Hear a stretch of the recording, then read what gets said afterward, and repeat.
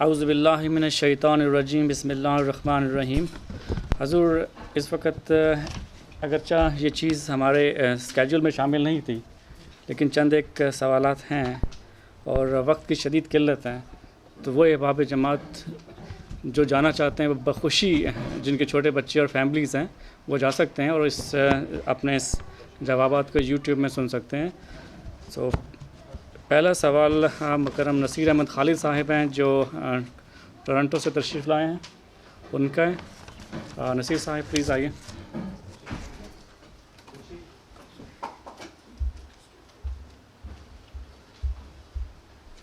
السلام علیکم حضور،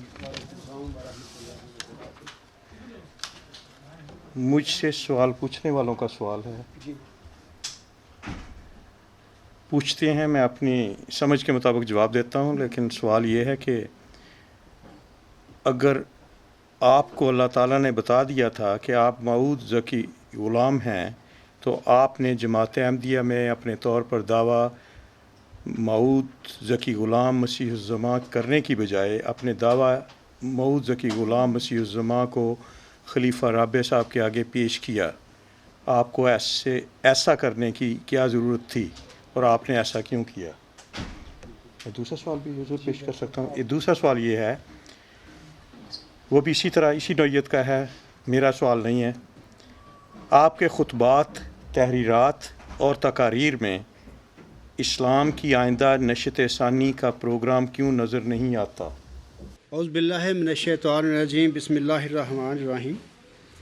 یہ ہمارے بھائی مکرم و محترم نصیر احمد خالد صاحب کے یہ دو سوال تھے، تو اس سلسلے میں جواباً عرض کرنا چاہتا ہوں۔ پہلے سوال کے سلسلے میں پہلے بتاتا ہوں آپ لوگوں کو کہ آپ لوگوں کو علم ہوگا کہ حضرت صلی اللہ علیہ وسلم کی ایک حدیث ہے، کیفا انتم اذا نزلبنا مریم فیکم و امامکم منکم، تمہارا کیا حال ہوگا جب ابن مریم تم میں نازل ہوں گے اور تمہارا امام تم میں سے ہوگا۔ بات یہ ہے کہ ایسا ہونا تھا کہ حضرت مہدی و مسیح موعود نے دنیا میں ظاہر ہونا تھا، اور اس کے بعد انہوں نے ایک جماعت قائم کرنی تھی اور اپنی تبلیغ کر کے، اسلام کی خدمت کر کے جو مفروضہ کام اللہ تعالیٰ نے ان کے ذمہ لگائے تھے وہ سر انجام دے کر انہوں نے اس دنیا سے چلے جانا تھا، لیکن اپنے پیچھے ایک جماعت اور ایک خلافت اور امامت کا سلسلہ چھوڑ کر جانا تھا۔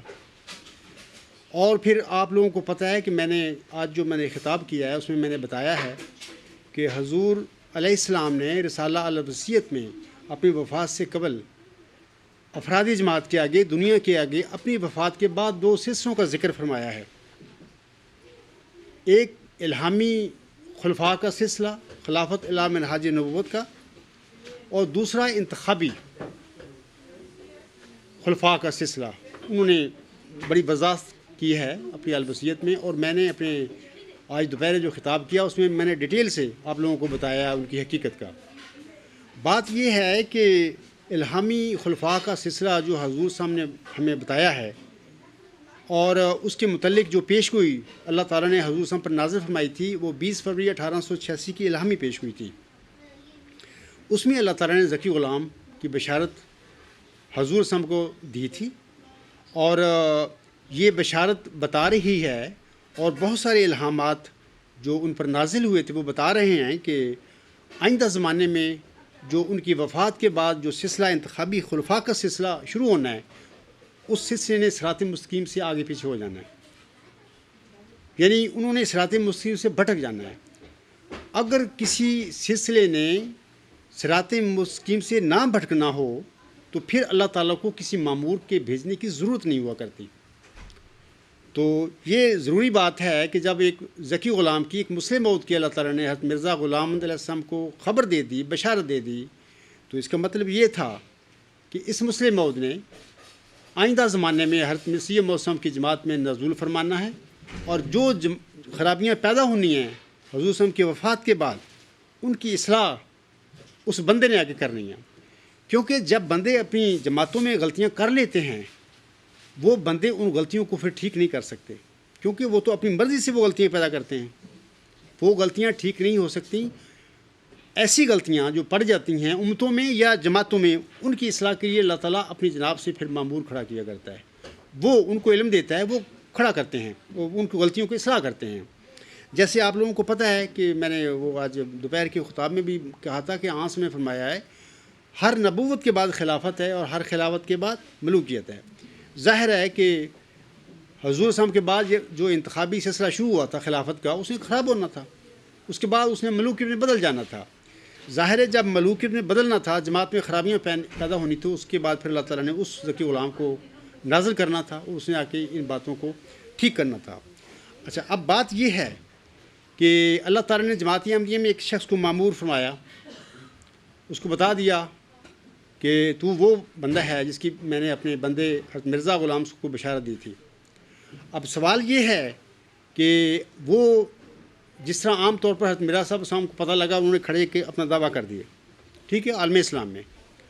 انہوں نے کسی اس وقت کے خلیفہ کو نہیں پوچھا، نہ تھا خلیفہ وہاں پہ، کوئی نام نہاد کا بھی خلیفہ نہیں تھا اس وقت نا، جس کو ہم لیجیٹیمیٹ کسی نہ کسی رنگ میں کہہ سکیں کہ یہ آنسم کی نمائندگی میں کھڑا ہے. اگرچہ غلط ہو گیا ہے، پھر بھی وہ عثمانی خلافت ہے وہ بھی ختم ہو چکی تھی.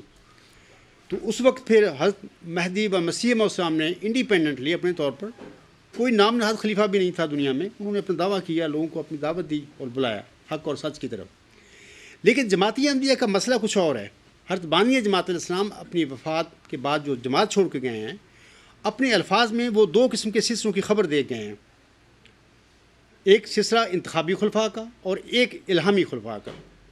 ظاہر ہے کہ یہ دونوں سلسلے ان کے منہ مبارک سے نکلے ہوئے لفظ ہیں، اور یہ بات پکی ہے کہ انتخابی سلسلے نے خراب ہونا ہے، بھٹک جانا ہے، ضرور یہ بات ہونی ہے. لیکن چونکہ اس کی جو اس کی اسٹیبلشمنٹ ہے یا اس کی بنیاد مسیح الزماں کے منہ سے نکلی ہوئی ہے، تو ان کی وفات کے بعد یہ سلسلہ اگرچہ خراب ہو گیا ہے، لیکن پھر بھی ان کی طرف منسوب ہونے والے یہ خلیفے ہیں.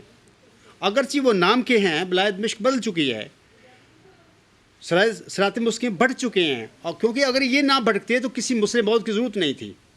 لیکن اس کے باوجود بھی وہ سلسلہ جو ہے خلافت کا، نام نہاد خلافت کا، اس کی طرف منسوب ہے. خلیفۃ المسیح وہ کہتے ہیں، اگرچہ نام کے ہیں. اچھا، جب جماعت احمدیہ میں اس مسیح نے، ذکی غلام نے نازل ہونا تھا، مسلم موعود نے، تو ظاہر جماعت میں ایک نام کا خلیفہ موجود ہے. اور پھر آنسم نے بھی بشارت دی ہوئی ہے امت کو کہ کیفا انتم اذا نزلنا مریم فیکم و امامکم منکم، تمہارا کیا حال ہوگا جب ابن مریم تم میں نزول فرمائیں گے اور تمہارا امام تم میں سے ہوگا. اگر کوئی یہاں پر کہے کہ جی اگر نیچے امام ہے پھر ابن مریم کو کیا آنے کی ضرورت تھی، یہ بھی سوال ہو سکتا ہے کسی کے ذہن میں. یہ سوال پہلے تو آنسم سے کرنا چاہیے نا، جنہوں نے یہ فرمایا ہے کہ اے محمد صلی اللہ علیہ وسلم، اس کو اگر امام تھا نیچے تو ابن مریم کی کیا ضرورت ہے. لیکن آپ میں سے کوئی بھی مسلمانوں سے جرت نہیں کرے گا، کیونکہ آنسم نے جو فرمایا حق اور سچ فرمایا. اور یہ ایسا ہی واقعہ ہونا تھا جماعت احمدیہ میں.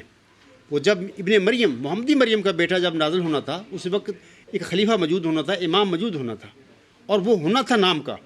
اگر وہ رشد و ہدایت پر چلنے والے یہ خلیفے ہوتے تو کسی مسیح کی، کسی ابن مریم کی، کسی مسلم موعود کی ضرورت نہیں تھی.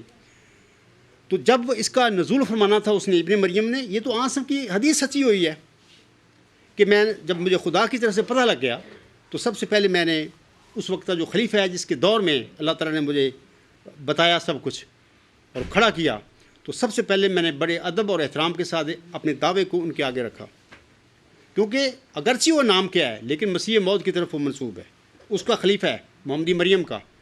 یعنی وہ خلیفہ جو بھی ہے اس کو دنیا مان رہی ہے. اس کی بیس یہ ہے کہ حضرت مرزا غلام صاحب نے وہ فرمایا تھا کہ میرے بعد 40 مومن جس مومن پر اتفاق کر لیں کہ وہ بیعت لینے کے لائق ہے، وہ میرے نام پہ بیعت لے. اور وہ اپنے آپ کو نمونہ بنایا. وہ الگ بدقسمتی کی بات ہے کہ ان لوگوں نے نمونہ نہیں بنایا بعد میں، یہ تو کہیں اور چلے گئے، لیکن ان لوگوں کی خلافت جو ہے نام کی، بہرحال حضرت مسیح موعود کی بیان فرمودہ ہے، ان کی طرف یہ منسوب ہے. آنسم کی حدیث میں نے آپ لوگوں کو بتا دی. تو آنے والے مسیح ابن مریم نے جو بھی نام کا خلیفہ تھا اس کے آگے مقدمہ رکھ دینا تھا بڑے ادب کے ساتھ، جناب یہ بات ہے اللہ نے مجھے بتایا ہے. یہ پھر اس خلیفے اور امام کا کام تھا، کیونکہ خلافت اور امامت کا منصب جو ہے یہی ہوتا ہے کہ اگر کوئی ایسی بحران پیدا ہو جائے امت میں یا جماعت میں تو اس کوئی دعوے دار کھڑا ہو جائے اور وہ قرآن اور وہ حضرت مرزا صاحب کے الہام کی روشنی میں اپنے بات کرے تو اس کا فیصلہ کرے کہ کیا یہ بندہ سچا ہے یا غلطی پر ہے. دو صورتیں ہیں. اگر وہ غلطی پر ہے، بڑے ادب سے بات کر رہا ہے، تو اس کو بڑے پیار سے سمجھائیں، اس کی غلطی کو دور کر دیں. اور اگر وہ حق پر اور سچا ہے اور وہ وہی ہے جس کا وعدہ دیا جا گیا ہے، تو اس کے دعوے کو قبول کر کے جماعت میں یا امت میں اعلان کریں کہ وہ بندہ جو موعود ہے، جس کی آنکھ ہم نے خبر دی تھی اور جس کی بانی جماعت ہم نے خبر دی، وہ آ چکا ہے. پھر یہ تھا، پھر جب اس کا خلافت کا ٹائم تھا، ٹھیک ہے، وہ بات کر دیتے اپنی خلافت کے دور میں بھی وہ بندہ آ چکا ہے. اب میرے بعد کسی انتخاب کی ضرورت نہیں کہ خدا تعالی نے بندہ وہ بھیج دیا ہے. تو اس کے بعد پھر جب وہ اس دنیا سے رخصت ہوتے آخر اللہ کی طرف جانا ہے، تو ظاہر ہے آلریڈی اپنی زندگی میں اس بندے کی خبر دے جاتی. تو یہ بحران جماعت میں نہ ہوتا، لیکن انہوں نے اپنے منصب کا جو تقاضا تھا وہ پورا نہیں کیا. میں نے بڑے ادب کے ساتھ ویب سائٹ پہ پڑھ لیں، بڑے پیار اور ادب کے ساتھ میں نے باتیں کی ہیں. کوئی میں مطلب ایسی نہیں کیا کہ میں نے فساد ڈال دیا جماعت میں. قیامت کے دن یہ باتیں ہوں گی اور خدا تعالیٰ کے سامنے میں کہوں گا کہ اے میرے خدا تو جانتا ہے. میں نے اپنی بات اس وقت کے جو امام تھا اس کے آگے رکھی تھی. یہ اس کے امام کا کام تھا کہ خود جماعت کو بھی اس بحران سے نکالتا اور مجھے بھی نکالتا. لیکن انہوں نے اپنی زندگی میں یہ بات نہیں کی، وہ سیاستوں میں چلے گئے. کیونکہ یہ گدی ہے، امامت نہیں ہے، یہ نام کی گدی بن چکی ہے. لوگوں کو اسیر کیا، ہر چیز، ہر جبر کیا ہوا ہے. یہ سب فساد ہے، اس کا اسلام کے ساتھ کوئی تعلق نہیں. بہرحال میرے پر ذمہ داری تھی، میں تھا، اگر کوئی اور بھی ہوتا اس کا یہی کام تھا کہ جب اللہ اس کو کھڑا کر دیتا، ان نام نہاد خلیفوں کے آگے اپنی بات رکھ دیتا کہ جناب یہ بات ہے. میں نے اسی لیے کیا اور میرے پر یہی فرض تھا. اسی لیے میرے خیال میں پہلے سوال کا جواب آ گیا ہے کہ کیوں ضرورت تھی کہ میں نے اپنا مقدمے کو اپنے خلیفہ رابع آگے کیوں رکھا. یہ وجہ تھی کیونکہ اللہ کا فرمایا ہوا، اللہ کے نبی کا فرمایا ہوا وہ امام تھا، اگرچہ نام کا تھا. حضرت مرزا صاحب علیہ السلام کا شروع کیا ہوا وہ سلسلہ ہے انتخابی خلافت کا، اگرچہ وہ نام کے ہیں. تو آنے والے پر ضروری تھا، تقاضا تھا کہ وہ اپنے مقدموں کو اللہ سے خبر پا کر ان کے آگے رکھتا. بھی یہ بات ہے. ہاں، اس سے وہ بات کرتا، اگر وہ غلطی پر کوئی انسان تھا اس کو بتا دیتا اس کی غلطی، اور اگر وہ حق پہ تھا وہ یہ نہ جماعت کو اس بحران میں داخل کرتا اور نہ آنے والے پر کے لیے ایک یہ مصائب کھڑا کرتا. بہرحال اس لیے یہ وجہ ہے کہ میں نے اللہ تعالیٰ کی رضا کے مطابق یہ سب کچھ ہوا ہے. میں کچھ نہیں کر رہا، یہ اللہ جو مجھے گائیڈ کرتا ہے، جو حکم دیتا ہے، جو ظاہر کرتا اپنا، میں اس کے مطابق چل پڑتا ہوں. تو میں نے یہ جو کیا اللہ کی رضا کے مطابق کیا ہے، اور وقت کا جو نام نہاد امام تھا میں نے وہ آگے اپنا مقدمہ رکھا. تو یہ تو پہلا سوال تھا ہمارے برادر محترم نصیر احمد خالد صاحب کا. دوسرا ان کا سوال میں جواب دیتا ہوں. انہوں نے ایک ساتھ دونوں سوال کیے ہیں. دوسرا سوال ان کا یہ تھا کہ آپ کی خطبات، تحریرات اور تقاریر میں اسلام کی آئندہ اپنا نشاط ثانیہ کا پروگرام کیوں نظر نہیں آتا. یہ ان کا دوسرا سوال ہے. تو اس سلسلے میں میں عرض کرتا ہوں کہ اے میری بہنوں، بھائیوں اور بزرگوں، کہ سب سے پہلے وہ جو اللہ تعالیٰ کی طرف سے مامور کھڑا ہوتا ہے، اور جس کمیونٹی میں اور جس قوم میں وہ کھڑا ہوتا ہے، سب سے پہلے مخاطب وہ لوگ ہوتے ہیں، وہ ان کے مخاطب کرتا ہے، اپنا پیغام دیتا ہے ان کو. لیکن اس کے بعد یہ ایک سلسلہ شروع ہو جاتا ہے کہ اللہ کو کے بھیجے ہوئے لوگوں کو لوگ دنیا والے نہیں قبول کرتے، اپنے بنائے ہوئے باخوشی قبول کرتے ہیں، لیکن اللہ کا بھیجا ہوا کوئی نہیں قبول کرتا. حضرت صلی اللہ علیہ وآلہ وسلم سے پہلے 1,24,000 انبیاء دنیا میں آئے، اور اللہ تعالیٰ نے سورہ یاسین میں فرمایا کہ یا حسرتاً علی العباد ما یاتیہم من رسول الا کانوا بہ یستہزئون. افسوس میرے بندوں پر، جب بھی کوئی میرا رسول نبی آیا ان میں تو ان لوگوں نے اس سے ٹھٹھا اور تمسخر کیا، اس کو رد کر دیا. تو جو لوگ ہوتے ہیں، قومیں ہوتی ہیں، اپنے بنائیوں کو باخوشی قبول کرتی ہیں، ان کے ہاتھ چومتی ہیں. جو اللہ بھیجتا ہے ان سے تمسخر کرتے ہیں. یہ اللہ کی بتائی باتیں میں آپ لوگوں کو بتا رہا ہوں، میری نہیں ہیں یہ باتیں، اللہ کی کہی ہوئی باتیں کہ ایسے ہی ہوا، اور آج بھی میرے وقت میں بھی ایسے ہی ہو رہا ہے. تو بات یہ ہے کہ میں کہہ رہا تھا سوال کے سلسلے میں کہ پہلے وہ جو مامور ہوتا ہے سب سے پہلے اپنی قوم کو دعوت دیتا ہے. بلکہ اگر سورۃ شعراء پڑھیں اس میں اللہ تعالیٰ نے آسم کو فرمایا ہے سب سے پہلے اپنے رشتہ داروں کو، قریبیوں کو ڈرا، ان کی طرف دعوت دے. ایسی حضور صلی اللہ علیہ وسلم نے کیا، اور اس کے بعد پھر دعوت پھیلی، پھر دوستوں تک گئی. پھر 10-12 سال وہ حضرت صلی اللہ علیہ وسلم جو دنیا کے لیے نبی تھا اللہ نے بھیجا، اس کی دعوت 12 سال تک مکہ کے ارد گرد گھومتی رہی. زیادہ زیادہ طائف گئے تھے وہ. تو یہ کون لوگ تھے؟ یہ مکہ کے ایک ایسا نبی جو دنیا کے لیے آیا تھا, آخری شریعت لے کر آ گیا تھا, وہ بھی 12 سال تک بیچارہ اپنے قوم اپنے مکہ کے شہریوں پہ وہ بحث رہا. یعنی مکہ والوں نے ہی اس نبی معصوم صلی اللہ علیہ وسلم کو یعنی مصروف رکھا. یعنی اس کو وہ بیچارہ ادھر ہی مطلب کہ مصروف رہا اور انہوں نے اس کی قبول نہ کیا. اس لیے آج سے ہم دیکھتے ہیں کہ 10-12 سال کا ٹائم جو ہے آسم کا قیمتی جوانی کا زمانہ تھا, وہ ادھر ہی خرچ ہوتا رہا. لیکن یہ ضروری باتیں ہوتی ہیں, کیونکہ جب تک وہ قوم, ہر معمور چاہتا ہے کہ کم از کم میری کمیونٹی کے, میری قوم کے کچھ لوگ میرے بازو بن جائیں. اور جب وہ بازو, کیونکہ انسان ہے, اللہ تعالیٰ بھی انسانوں کی مدد کرتا ہے اسباب کے ساتھ, پھر تب کہ میری طاقت میں تھوڑا اضافہ ہو جائے, پھر اس کے بعد میرا پیغام آگے پھر میں پھیلاؤں. تو آسم کو بھی 12 سال اپنے پیغام کو مکہ میں یوں گھومتا رہا, باہر نہیں بھیج سکے. پھر ہجرت ہوئی, مدینہ گئے, مدینے سے پھر جنگ جو شروع ہو گئی ہے مکہ والوں سے. پھر وہ زندگی میں بھی پھر وہاں سے حضرت نے کچھ قاصد بھیجے باقی دنیا کے بادشاہوں کی طرف. لیکن بہرحال ایک زیادہ 23 سال کا زمانہ مکہ سے لڑائی جنگ جدل ہوتا رہا. ایسے ہی دیکھیں حضرت مرزا غلام صاحب کی بات میں کرتا ہوں کہ وہ مسلمانوں میں ظاہر ہوئے اور وہ تقریباً آخری سانس تک وہ مسلمانوں سے بحث ہوتی رہی. کبھی نبوت کا مسئلہ, کبھی مجدد کا مسئلہ, کبھی الہام نہیں ہوتا آپ کہتے ہیں. یعنی وہ پوری دعوت جو ان کی, یہ بھی یونیورسل تھے. مرزا صاحب علیہ السلام کا پیغام بھی آنسو کی غلامی میں پوری دنیا کے لیے تھا. لیکن وہ ساری زندگی انہوں نے وہ قادیان ہندوستان میں گزار دی, وہ پیغام پھیلاتے رہے. لیکن اس کے بعد انشاءاللہ تعالیٰ اس کی جماعت نے یہ پیغام پھیلایا ہے دنیا میں. لیکن مقصد یہ نہیں تھا کہ وہ ہندوستان کے لیے تھے یا اپنی کچھ پنجاب کے لیے تھے, پوری دنیا کے لیے تھے. لیکن ہوتا ایسے ہے کہ قوم میں مقابلہ ڈر کے کرتی ہیں, اس کی آواز پر توجہ نہیں دیتی, مجبوراً پھر وہ اپنے پیغام دیتے رہتے ہیں. جب ان کی طاقت ہو جاتی ہے, کچھ لوگ صالح فطرت نیک لوگ ان کے گرد اکٹھے ہو جاتے ہیں, تو پھر آگے پیغام بڑھنا شروع ہو جاتا ہے. آج بھی یہی واقعہ ہے. میں دیکھو میری ویب سائٹ پہ مضامین پڑھو, میری کتابیں پڑھو, میری تقاریر پڑھو, زیادہ تر میں جماعت احمدیہ قادیان یا اپنے لاہوری ان کو مخاطب کرتا ہوں. اس کی وجہ یہ ہے کہ سب سے پہلے اصلاح کرنا, ہدایت دینا میرے پر ذمہ داری یہ زیادہ ہے کہ میں ان کو کروں, کیونکہ میں ان میں سے ہوں.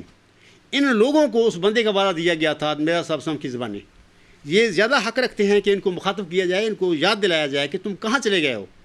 اسی لیے میرا پیغام میں سے سب سے پہلے ان لوگوں کی طرف زیادہ ہے. اور دوسری بات یہ بھی ہے کہ میں یہ نہیں کہ احمدیوں کے لیے ہوں میرا میسج یا مسلمانوں کے لیے ہوں, نہیں, ایسی بات نہیں ہے. حضرت صلی اللہ علیہ وآلہ وسلم اور حضرت بانی جماعت صاحب کی غلامی میں اس کے غلام کا دعوت جو ہے وہ پوری دنیا کے لیے ہے. لیکن صرف بات یہ ہے کہ میں بھی چاہتا ہوں کہ کچھ اپنے جلدی سمجھ جائیں, اس جماعت کو پتہ لگ جائے کہ ہم غلطی پہ ہیں, اس کو ہدایت مل جائے, تو آنے والے کی طاقت میں اضافہ ہو جائے گا. جب پھر اضافہ ہو جائے گا, قوم اس کا ساتھ دے گی, تو پھر انشاءاللہ تعالیٰ میرا پیغام آگے مسلمان 72 فرقے ہیں یا جو بھی ہیں ان کی طرف بڑھے گا. میں ان کو سمجھاؤں گا, ان کو ساتھ ملاؤں گا, ان کو ساتھ ملا کے پھر یہ جو قوم جب امت ایک ہاتھ پہ اکٹھی ہو جائے گی یا کم از کم تھوڑی بہت اکٹھی ہو جائے گی, تو پھر یہ پیغام یونیورسل ہوگا اور ہم عیسائیوں کو, یہودیوں کو, پوری دنیا کے لوگوں کو مخاطب کریں گے. علم کی دنیا میں جائیں گے اپنے نظریات کو لے کے, تو وہاں پہ فیصلہ ہوگا اور دین اسلام انشاءاللہ فتح پائے گا.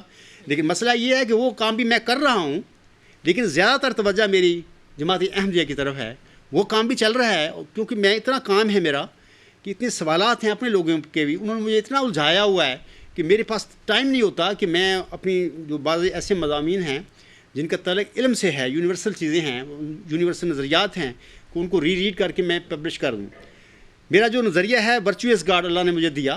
میرا خیال تھا, میرا دل میں یہ تھا کہ میں اس جلسہ سالانہ جرمی جو ہے اصلاح پسند کا ہوگا, اس سے پہلے میں اس کو ریڈ کر کے اس کو پرنٹ کروں اور جماعت جلسے تک یہ ہو جائے, اور اس کے بعد ہماری جماعت اس کو کوشش کر کے پوری جماعت دنیا میں یونیورسٹیوں تک یا اہل علم حضرات تک پہنچائے, کیونکہ یہ علمی بات ہے. لیکن اس کے باوجود میں آپ کو بتاتا ہوں کہ اپنے ہی کچھ دعوے داروں نے اور کچھ اپنی قوم کے لوگوں نے, جماعت کے لوگوں نے ایسا الجھایا ہے, سوال پر سوال بے بنیاد. اکیلا آدمی آتا ہے اور 10 سوال کر دیتا ہے, وہ کہتا ہے مجھے جواب دو. اب میں پچھلے دنوں ایک آدمی تھا, میں نام نہیں لیتا اس کا, اس نے کچھ سوال کیا, 1 2 3 سوال پوچھے میری ویب سائٹ بارے, اپنا کتاب بارے بھی, ورچوئس گاڈ کے بارے میں نے ٹو دا پوائنٹ جواب دیے. فوراً اگلے دن 10 سوال اس کے آ گئے کہ جی مجھے اس کو جواب دو. اب میں آپ لوگوں کو پتہ نہیں کتنے لوگوں کو انڈیویجولی کتنے سوالوں کے جواب دے چکا ہوں. 10 سال میرے اسی میں گزر گئے ہیں اور اس کا رزلٹ 0. اور مجھے پتہ ہے یہ 10 سال اس صاحب نے جو بھیجے ہیں, اگر میں اس کو جواب دوں گا تو اس کا رزلٹ بھی 0. یہ سن لے گا, خاموش ہو جائے گا, بننا کچھ بھی نہیں ہے وہاں پہ. یہ مطلب کہ بے مقصد باتیں ہیں. میں نے اس انسان سے 2 باتیں پوچھیں. میں نے کہا کہ آپ کے سوالوں کے بالکل میں قبول کرتا ہوں, ان کو میں دیتا ہوں جواب, لیکن پہلے اپنے جواب دینے سے پہلے میں چاہتا ہوں کہ 2 باتیں مجھے بتا دیں. بڑی شریفانہ اور بڑے معقول سوال ہے. میں نے کہا کہ آپ مجھے بتا دیں کہ آپ کا جماعت احمدیہ قادیان سے تعلق ہے یا جماعت احمدیہ لاہور سے ہے یا کسی اور گروپ سے. مجھے پتہ ہونا چاہیے کہ آپ کا تعلق کن سے ہے, تاکہ جب میں آپ کے سوالوں کے جواب دوں مجھے پتہ ہو کہ کون ہے, جماعت احمدیہ سے آنے والا قادیان سے ہے یا کون ہے, یہ لاہور کے جماعت سے ہے. اور دوسرا سوال میں نے یہ کیا اسے کہ آپ مجھے اگر چاہیں, یہ ذاتی سا سوال ہے, کوئی اتنا مسئلہ نہیں, کس ملک سے آپ میرے سوال کر رہے ہیں, امریکہ سے ہیں, کینیڈا سے ہیں, جرمنی سے ہیں, UK سے ہیں. یہ آپ خود سوچیں کہ یہ 2 سوال جو میں نے اس سے پوچھے کیا یہ غیر معقول سوال تھے؟ نہیں. اس نے اگلے دن میل بھیجی کہ نہیں, میں نہیں سمجھتا کہ یہ سوال کو ضروری ہیں. یعنی وہ 2 سوالوں کے جواب دینے کے لیے بھی تیار نہیں تھا. اب 3 دن پہلے پھر اس نے میل کیا کہ جناب میں آپ نے کہا تھا 18 تاریخ کے بعد میں سوالوں کا جواب دوں گا. میں اس کو اس میسج دیتا ہوں کہ جناب میں نے 2 معقول سوال کیے اور میں نے آپ کے 10 سوالوں کا چیلنج قبول کیا اور میں دوں گا, لیکن مجھے 2 سوالوں کے جواب دیں تاکہ پتہ لگے آپ کون ہیں. میں نہیں چاہتا کہ آپ کو 10 کے جواب دوں گا اور اب سنیں جیسے 10 سال میرے ساتھ ہوتا رہا ہے کہ بڑے لوگوں کو کچھ سوال ویب سائٹ پہ لگے ہوئے ہیں, ان کے جواب بھی ہیں. ویسے میں نے بعض ایسے سوال ہیں میں نے نہیں بھی لگائے, میں نے جواب دیے, محنت کی, لکھا, تحریری, لیکن اس کا رزلٹ 0 غائب. اس قسم کے بے مقصد سوالوں کا کوئی فائدہ نہیں ہے. میں چاہتا ہوں کہ میں وقت پہلے ہی بہت ضائع کر چکا ہوں اس قسم کے لوگوں کے ساتھ, اور میں چاہتا ہوں کہ آگے تھوڑا سا بڑھوں. اور یہی سوال تھا جو محترم نصیر احمد خالد نے کہا ہے کہ آپ کی زیادہ توجہ ان کی طرف ہے. وہی میں کہہ رہا ہوں کہ میں کیا کروں کہ بے مقصد سوال اور 10 سوال, اور ہر انڈیویجولی پوچھتا ہے کہ ہمیں دے جواب. میں کہتا ہوں میرا پوچھنے کا مقصد سوال تھی صاحب آپ بتائیں کہ آپ جماعت احمدیہ قادیان سے تعلق ہے, لاہور سے ہے, میں اس کے حساب سے میں آپ کو جواب دوں اور یہ سوال میرے شائع ہوں اور لوگ سنیں, اور جس جماعت سے تعلق ہے ان کو بھی پتہ لگے کہ ہاں ہمارے کسی بندے نے یہ 7 سوال پوچھے ہیں اور ایک بندہ جواب دے رہا ہے, تاکہ اس کا کوئی نتیجہ نکلے. میں محنت کروں جواب دوں, لیکن مسئلہ ہے کہ یہ 2 معقول سوال میں نے اس سے پوچھے, وہ بھاگ گئے, کہتے ہیں اس کی ضرورت ہی نہیں, میں نہیں دے سکتا جواب. آپ 10 سوال کر رہے ہیں اور اس کا کوئی رزلٹ بھی نہیں نکلے گا, مجھے پتہ ہے. اور اس دوسرے بندے کے جس سے سوال پوچھے ہیں 2 سوال معقول پوچھے ہیں, وہ اس کا آپ جواب دینے کے لیے تیار نہیں ہیں. تو آپ 2 دن پہلے پھر ای میل آئی کہ جی آپ کا 18 تاریخ آ رہی ہے اور آپ نے وعدہ کیا تھا میں جواب دوں گا. میں اس سے کہتا ہوں کہ میں نے آپ سے 2 سوال پوچھے ہیں, وہ جواب دیں مجھے پہلے, اس کے بعد انشاءاللہ تعالیٰ آپ کے سوالوں کی طرف توجہ ہوگی اور میں جواب دوں گا. اور اس کے بعد وہ جو تیری جماعت ہے جس جماعت سے تم تعلق رکھتے ہو وہ بھی بیچ میں آئے گی. میں بالکل چیلنج قبول ہے, میں جواب دوں گا, لیکن میں بتاؤں گا آپ لوگوں کو کہ پھر وہ جس جماعت سے آپ تعلق رکھتے ہیں اس کو پھر یہ میرے سوالوں کا جواب میرا کیا ہوگا, اور میں پھر تیرے سے مخاطب نہیں کروں گا, تمہیں تیری جماعت کو مخاطب کروں گا. تو بہرحال یہ وجہ ہے. محترم نصیر احمد خالد صاحب نے جو سوال کیا ہے مجھے تو اپنے میں الجھایا ہوا ہے, تو میں تو چاہتا ہوں کہ آگے بڑھوں نکلوں, لیکن مسئلہ یہ ہے کہ یہ ضروری بھی ہے کیونکہ میرا سب اس کو ماننے والے ہیں, یہ سب میرے بہن بھائی ہیں, ان کا زیادہ حق ہے مجھ پر, کیونکہ ان کے لیے میں موعود ہوں اور امت مسلمہ کے لیے بھی میں موعود ہوں. لیکن مسئلہ ہے کہ جن لوگوں میں پیدا ہوا, جن سے میں اٹھا ہوں, اللہ نے مجھے کھڑا کیا ہے, ان کا زیادہ حق ہے. جیسے کہ عاصم کو اللہ تعالیٰ نے فرمایا تھا کہ پہلے اپنے رشتہ داروں کو ڈرا. میں زیادہ تر ان کو پھر قائل کر رہا ہوں, بتا رہا ہوں سچ کو, لیکن ابھی تو لگتا نہیں کہ ان کے ذہن میں کوئی چیز پڑے. بڑی افسوس والی بات ہے, لیکن میں امید ہے کہ اللہ تعالیٰ ان کو سمجھ دے گا اور سمجھیں گے. اس کے بعد انشاءاللہ یہ ہمارا جو جد و جہد ہے پوری دنیا تک جائے گی اور علمی دنیا میں ہم جائیں گے. تو اگلا سوال پھر حضور, یہ اگلا سوال ایک ہمارے محترم بھائی جو متلاشی حق ہیں ان کی طرف سے ہے. میں ان کی زبانی یہ سوال پڑھ دیتا ہوں. میرا نام MI خان ہے. میرا سوال یہ ہے کہ ہم مانتے ہیں اور یقین رکھتے ہیں کہ حضرت مرزا غلام احمد علیہ السلام مہدی اور مسیح موعود ہیں. اب عبدالغفار جنبہ بھی اپنے آپ کو مسیح عیسیٰ ابن مریم کہتے ہیں. ہمیں بتایا جائے کہ عبدالغفار جنبہ کس طرح مسیح عیسیٰ ابن مریم ہیں, اور کیا امت محمدیہ میں 2 مسیح عیسیٰ ابن مریم کا وعدہ دیا گیا ہے؟ ٹھیک ہے, شکریہ, جزاک اللہ.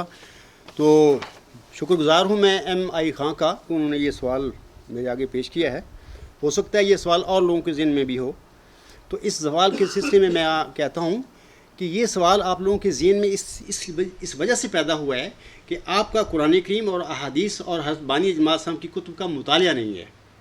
اگر آپ نے قرآن کریم بڑی غور و فکر سے احادیث کو بھی پڑھا ہوا تھا, اگر حضرت مرزا صاحب کی کتابوں کا بھی مطالعہ کیا ہوتا, تو پھر یہ سوال اگر تو پیدا ہی نہیں نہ ہوتا. اگر پیدا ہوتا تو آپ کو جواب بھی پہلے مل جاتا, ان کتابوں سے مل جاتا.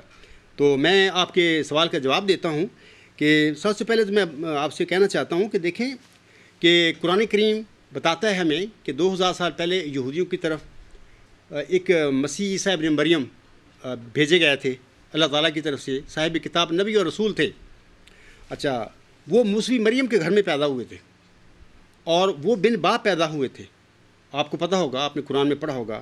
میں آپ کو پڑھ کر سناتا ہوں. سورۃ مریم میں اللہ تعالیٰ فرماتا ہے, مریم صدیقہ کو فرشتہ بتاتا ہے آ کے, وہ کہتا ہے کہ قال انا رسول رب کے لأہب اللہ کے غلامن زکیہ قالت انا یکون لی غلام ولم یمسسنی بشر ولم اکو بغیا قال کذالک قال ربک هو علی ہین ولنجعلہ آیات للناس ورحمۃ منا وکان امرا مقضیا. ان آیات کا یہ ترجمہ ہے کہ اس نے کہا, فرشتہ نے کہا کہ میں تو تیرے رب کا محض ایک ایلچی ہوں تاکہ میں تجھے ایک ذکی غلام دوں. اس نے کہا, یعنی مریم صدیقہ نے فرمایا کہ میرے ہاں لڑکا کیسے پیدا ہوگا جب کہ مجھے کسی بشر نے چھوا تک نہیں اور میں بدکار بھی نہیں ہوں. اس نے کہا, یعنی فرشتہ نے کہا, اسی طرح ہے جو تو بتا رہی ہے, تیرے رب نے کہا ہے کہ یہ بات مجھ پر آسان ہے اور ہم اسے پیدا کریں گے تاکہ ہم اسے لوگوں کے لیے نشان اور اپنی طرف سے مجسم رحمت بنائیں گے, اور یہ ایک طے شدہ امر ہے. اچھا, جب یہ ذکی غلام پھر اللہ نے پیدا کیا اس مریم موسوی مریم کے ہاں وہ لڑکا پیدا ہوا, تو اس کے متعلق اللہ کیا فرماتا ہے ایک دوسری صورت میں, صورت آل عمران میں اللہ فرماتا ہے اذ قالت الملائکۃ یا مریم ان اللہ یبشرک بکلمات من حسمہ المسیح عیسی ابن مریم وجیہا فی الدنیا والآخرۃ ومن المقربین. آپ دیکھیں اس ذکی غلام کے متعلق صورت آل عمران میں اللہ تعالیٰ فرماتا ہے اس کا نام مسیح عیسیٰ ابن مریم ہوگا, اور یہ مسیح عیسیٰ ابن مریم بطور رسول اور نبی 2000 سال پہلے یہودیوں میں آیا اور بدبخت یہودیوں نے اس کو قبول نہ کیا, صلیب پر لے گئے وغیرہ وغیرہ. یہ لمبی بات ہے, میں اس کو چھوڑتا ہوں, میں مختصر کرتا ہوں آپ کے سوال کے جواب ہو. آپ کو پتہ ہوگا, اگر نہیں پتہ تو میں بتاتا ہوں کہ حضرت مرزا غلام صاحب کو جتنے الہام ہوئے تھے ان میں سے بعض ایسے الہام بھی تھے جن میں اللہ تعالیٰ نے ان کو مریم کہا, اے مریم. اور اس سے ثابت ہوتا ہے کہ خود انہوں نے فرمایا ہے کہ اللہ تعالیٰ نے مجھے مریم بنایا, مریمی مقام بخشا ہے. اور ایسے ہی میں نے آج دوپہرے, بلکہ آج میں پڑھ دیتا ہوں, مثلا اللہ تعالیٰ فرماتا ہے یہ درگاہ خدا مرد بسد آزازمی آیت مبارک بادت اے مریم کے عیسیٰ بازمی آیت. اس کا مطلب یہ ہے کہ خدا کی درگاہ سے ایک مرد بڑے اعزاز کے ساتھ آتا ہے, اے مریم. کون تھے اے مریم؟ حضرت مرزا غلام صاحب کو فرما رہا ہے اللہ تعالیٰ, اے مریم تجھے مبارک ہو کہ عیسیٰ دوبارہ آتا ہے. اچھا, بات یہ ہے کہ محمدی سلسلے میں بھی موسوی سلسلے کی طرح ایک مریم ہو گزری ہے. وہ کون تھی؟ حضرت مرزا غلام صاحب تھے. ان کو بھی اللہ تعالیٰ نے ایک ذکی غلام کی بشارت دی تھی, ایسے ہی جیسے موسوی مریم کو دی تھی. اور ایسے ہی اللہ تعالیٰ نے اس ذکی غلام کا نام بھی مسیح عیسیٰ ابن مریم رکھا, جیسا کہ موسوی ذکی غلام کا رکھا تھا. میں نے ابھی آیت کو پڑھ کے آپ کو سنائی ہیں. جہاں تک تعلق ہے اس پیشگوئی کا, وہ آپ نے پڑھی ہوگی, اگر نہیں پڑھی تو بڑی مشہور معروف پیشگوئی ہے, 20 فروری 1886 کی پیشگوئی ہے. اس میں اللہ تعالیٰ فرماتا ہے, کیونکہ میں تفصیل میں نہیں جاؤں گا, وقت کم ہے. اللہ تعالیٰ فرماتا ہے سو تجھے بشارت ہو کہ ایک بجی اور پاک لڑکا تجھے دیا جائے گا, ایک ذکی غلام تجھے ملے گا. یہ ذکی غلام وہی ذکی غلام ہے, اس کا مثیل ہے جو موسی مریم کو ذکی غلام دیا گیا تھا. پھر اللہ تعالیٰ وہی باتیں اس پیشگوئی میں کرتا ہے. آخر تک بھی آخر لفظ بھی یہ ہیں کہ شروع میں یہ ہے کہ میں ایک رحمت کا نشان دیتا ہوں اسی کے موافق جو تو نے مجھ سے مانگا. مسیح عیسیٰ ابن مریم ذکی غلام کو کے لیے بھی اللہ نے رحمت کا بتایا تھا، لفاظ بتائے تھے، اس کے لیے بھی فرمایا ہے کہ میں تجھے ایک رحمت کا نشان دیتا ہوں، اسی کے موافق جو تو نے مجھ سے مانگا۔ پھر آخر میں وہاں پہ آیا تھا وَكَانَ أَمْرًا مَقْضِيًّا، ادھر بھی ایسے الہام ہے محمد مریم کو جو ہوا اس میں اللہ فرماتا ہے آخر پہ وَكَانَ أَمْرًا مَقْضِيًّا، یہ ایک طے شدہ بات ہے۔ اس کے علاوہ میں ایک دو اور الہام پڑھ دیتا ہوں۔ مثال کے طور پر 13 اپریل 1899 کو محمد مریم کو ایک الہام ہوا، اس میں اللہ تعالیٰ فرماتا ہے اصبر ملین صاحب لاکا غلام ذکین، تھوڑا عرصہ صبر کر، میں تجھے ایک ذکی غلام دوں گا۔ اسی طرح آخری الہام ذکی غلام کے متعلق ہوا 7 نومبر 1907 کو ہوا تھا، اور اس میں اللہ تعالیٰ فرماتا ہے صاحب لاکا غلام ذکین رب حبل ذریۃ طیبۃ انا نبشرک بغلام اسمہ یحییٰ علم تر کیف فعل ربک باصحاب الفیل۔ آگے اللہ فرماتا ہے آمدن عید مبارک عبادت، عید تو ہے چاہے کرو یا نہ کرو۔ ان کا ترجمہ بھی یہ ہے کہ صاحب لاکا غلام ذکین، میں تجھے ایک ذکی غلام کی بشارت دیتا ہوں، اے خدا مجھے نیک ذریت عطا فرما، میں تجھے ایک غلام کی بشارت دیتا ہوں جس کا نام یحییٰ ہے۔ اللہ تعالیٰ فرماتا ہے عید کا آنا تجھے مبارک ہو، عید تو ہے چاہے کرو یا نہ کرو۔ میں نے تجھے بڑے اختصار کے ساتھ 3 الہام بتائے ہیں، اور اس میں اللہ تعالیٰ نے ایک ذکی غلام کو کی بشارت دی تھی محمد مریم کو، اور اس کے متعلق دوسری جگہ پر اللہ تعالیٰ نے اور الہام بھی نازل فرمایا ہیں، جیسے کہ یہ الہامی شعر ہے زِ درگاہ خدا مرد بصد اعزاز می آید، مبارک بادت اے مریم کے عیسیٰ باز می آید۔ اس میں عیسیٰ قرار دیا ہے اس ذکی غلام کو اللہ نے محمد مریم کو مخاطب کر کے۔ اسی طرح میں آپ کو بتاتا ہوں کہ مثال کے طور پر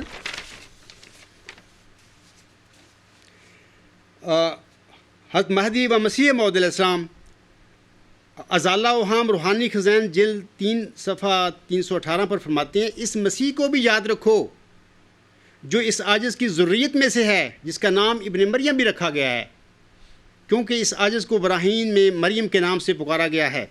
میں باقی وہ چھوڑتا ہوں باتیں، یہ صرف اتنی کرتا ہوں کہ یہ جو باتیں ہیں اللہ نے مسیح عیسیٰ ابن مریم کی خبر دی محمد مریم کو، وہ جو ذکی غلام ہے وہ مسیح عیسیٰ ابن مریم ہے، وہ خود مرزا صاحب نہیں ہیں، مرزا صاحب کی دعاؤں کے نتیجے میں آگے پیدا ہونے والے ہیں، وہ ایک الگ وجود ہے، مرزا صاحب نہیں ہیں۔ وہ مرزا صاحب بھی مہدی اور مسیح موعود تھے، لیکن ان کی دعا کے نتیجے میں جو اللہ نے ان کو دیا ذکی غلام، وہ بھی مسیح عیسیٰ ابن مریم ہے۔ اس طرح 2 وجود ہیں، 2 امت میں 2 ایسے وجود ہیں جن کو مسیح موعود مسیح عیسیٰ ابن مریم ہم کہہ سکتے ہیں۔ یہ تو ہے حضرت مرزا صاحب علیہ السلام کے الہامات کی بات اور ان کی اپنی تحریک کی بات۔ جب ہم آسم کی حدیثیں پڑھیں گے، میں صرف 2 حدیثیں آپ کو بتاتا ہوں کہ 2 حدیثیں اگر ہم دیکھیں گے صحیح مسلم میں، ان سے پتہ لگتا ہے کہ آسم نے ایک سے زیادہ مسیحوں کی بات کی ہے۔ مثال کے طور پر ایک جگہ فرماتے ہیں کیف انتم اذا نزل ابن مریم فیکم فاماکم، کیا حل ہوگا تمہارا جب ابن مریم تم میں نازل ہوں گے، فاماکم، پس وہ تمہارے امام ہوں گے، یعنی اس کو امام قرار دیا۔ اور دوسرے کے متعلق فرما دیا کیف انتم اذا نزل ابن مریم فیکم و امامکم منکم، اے میری امتیو تمہارا کیا حل ہوگا جب ابن مریم تم میں نازل ہوں گے اور اس وقت تمہارا امام تم میں سے ہوگا۔ اس کا مطلب یہ ہوا کہ 2 وجود ہیں، ایک آتے ہی امام ہوگا دنیا میں، اور ایک ایسا ہوگا کہ اس دنیا میں ایک امام ہوگا، نام نہاد ہوگا، وہ بھٹکا ہوا امام ہوگا، لیکن ہوگا وہ محمدی مریم کی طرف منسوب ہونے والا امام ہوگا۔ اس کے ہوتے ہوئے وہ ذکی غلام، وہ مسیح عیسیٰ ابن مریم دنیا میں آئے گا۔ اور ایسے ہی میں نے پہلے اب جواب دیا ہے کہ میں نے اپنے مقدمہ خلیفہ رابع کے آگے رکھا، ان کے کہا کہ میں وہ ہوں جس کی خبر حضرت مرزا صاحب السلام کو دی تھی۔ تو آپ کو میرے خیال سوال کا جواب مل گیا ہے، تفصیل میں نہیں جاتا، مختصر کافی ہے کہ امت محمدیہ میں 2 مسیح عیسیٰ ابن مریم ہیں، ایک مرزا غلام صاحب جو مہدی بھی تھے وہ تھے، اور ایک وہ ہے جو ان کی دعا کے نتیجے میں اللہ نے ان کو دیا۔ وہ جو 20 فروری 1886 کی مشہور پیش گوئی ہے، اس میں جس ذکی غلام کی بشارت ہے وہ مسیح عیسیٰ ابن مریم ہے اور پوری امت کے لیے ہے، اور وہ ہے جس کی آنکھ ہم نے امت کو خبر دی تھی کہ کیف انتم اذا نزل ابن مریم فیکم و امامکم منکم، یہ وہ ابن مریم ہے۔ اور آج وہ دیکھیں امام بھی موجود ہے، وہ بھاگتا پھر رہا ہے، ایک تو چلا گیا چھوڑ کے، اور میں بھی کھڑا ہوں، میرا دعویٰ ہے میں مسیح عیسیٰ ابن مریم ہوں، میں وہی ہوں جس کی مرزا صاحب علیہ السلام کو خبر اللہ نے دی تھی اور جس کی آنکھ کو خبر دی تھی. میرے خیال میں آپ کو جو کنفیوژن ہے وہ ٹھیک ہو گئی ہوگی. شکریہ. آگے. شکریہ حضور. یہ آخری سوال تھا. اچھا میں ایک دو چھوٹے چھوٹے سوال ہیں میں خود پڑھ دیتا ہوں, بہنوں کی طرف سے آئے ہیں. تو ایک سوال یہ ہے کہ میری بہن نے سوال کیا ہے جزیہ لفظ کا لغوی معنی کیا ہیں مسیح موعود جزیہ ہٹا دیں گے سے کیا مراد ہے, یہ انہوں نے سوال کیا ہے. اور اس سلسلے میں میں بتاتا ہوں کہ جزیہ ایسے ہی ہے جیسے ہم زکوٰۃ کا مسلمانوں پر فرض ہے, ہم زکوٰۃ دیتے ہیں, ہم پر ضروری ہے, ایک رکن ہے اسلام کا. ایسے ہی مسلمانوں میں جو شریعت نازل ہوئی قرآن کریم, اس میں اللہ تعالیٰ نے جو ذمہ لوگ ہوتے ہیں, جو غیر مسلم ہوتے ہیں, جو ایمان نہیں لاتے, جو اسلام میں داخل نہیں ہوتے, ان کے لیے یہ بات ہے. کیونکہ ہر حکومت جو ہوتی ہے اس کو اپنی پبلک کی دفاع کرنے کے لیے, سہولتیں دینے کے لیے, گورن کرنے کے لیے بہت ساری پیسوں کی ضرورت ہوتی ہے. اور وہ دور جدید میں ہم دیکھتے ہیں کہ یورپین ویسٹرن ڈیموکریسی میں بھی ٹیکس لگتے ہیں. تو دین اسلام میں بھی مسلمانوں کے لیے تو زکوٰۃ ہے, وہ زکوٰۃ جمع کرائیں, جو خلیفہ جو امام ہے اور حکومت ہے, تاکہ حکومت چلائے اور مسلمانوں کے لیے رفاہی کام کرے, فوج کی تنخواہیں دے اور سارے کام کرے. اچھا مسلمان حکومت میں جو غیر مسلم ہوتے ہیں, جو ابھی ایمان نہیں لائے ہوتے, ان کے لیے اللہ تعالیٰ نے یہ جزیہ مقرر کیا ہے کہ وہ اپنی حفاظت کے لیے اپنے حقوق جو ان کے ادا ہوتے ہیں, مسلمان گورنمنٹ کر رہی ہوتی ہے, اس کے بدلے میں کچھ پیمنٹ کریں. میں لفظ ٹیکس نہیں کہتا, وہ اچھا نہیں لگتا, لیکن ایک شکل ہے اس قسم کی, وہ مسلمان گورنمنٹ کو ان کو یہ جمع کرائیں. تو یہ جزیہ ہے, اس کا مطلب جزیہ ہوتا ہے. تو یہاں جو لکھا گیا ہوا ہے کہ مسیح موعود جزیہ ہٹا دیں گے, انشاءاللہ تعالیٰ میں آپ کو یقین دلاتا ہوں یہ مسیح عیسیٰ ابن مریم مسیح ادھر جا رہا ہے. انشاءاللہ تعالیٰ جب وہ آ جائے گا وقت, ابھی تو میں اپنوں کو سمجھا رہا ہوں, وہ سمجھتے نہیں, جب وہ سمجھ جائیں گے دنیا پر وہ مسیح موعود تسلیم کیا جائے گا, پہلے تو عالم اسلام کی بات ہے, تو وہ انشاءاللہ تعالیٰ آپ دیکھیں گے ان باتوں کے عاصم کی باتیں فرمائی ہوں گا, یہ پوری ہوں گی, یہ وہ جزیہ ان کو ہٹا دے گا. اچھا ایک اور سوال ہے, امت محمدیہ میں کتنے مجدد موعود ہونے کی پیش گوئی ہے؟ اس سلسلے میں عرض کرتا ہوں کہ کافی دفعہ میں نے بتایا ہے, جو آنسم نے تجدیدی سلسلے کی خبر دیا امت کو, اس تجدیدی سلسلے میں 2 وجود موعود ہیں. وہ کون سے ہیں؟ ایک مہدی ہے اور ایک مسیح عیسیٰ ابن مریم ہے. باقی مجددین غیر موعود ہیں.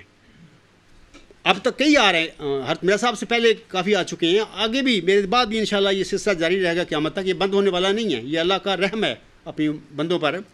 لیکن موعود 2 ہیں. میں صرف ایک آپ کو حدیث سنا دیتا ہوں کہ جس کا ترجمہ یہ ہے کہ حضرت صلی اللہ علیہ وسلم نے فرمایا ہے کہ وہ امت کیسے ہلاک ہوگی جس کے اول میں درمیان میں مہدی اور آخر پہ مسیح عیسیٰ ابن مریم ہوں گے.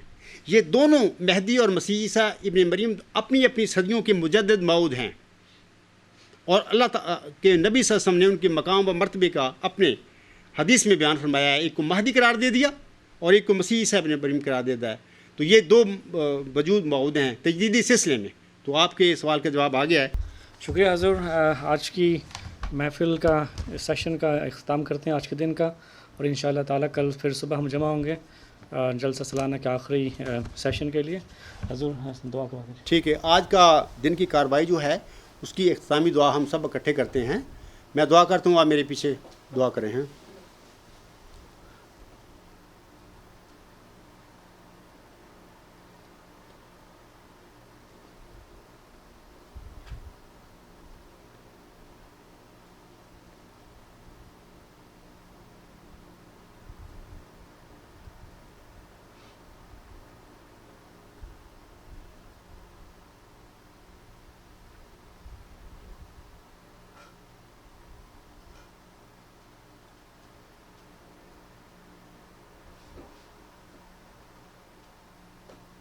آمین ثم آمین.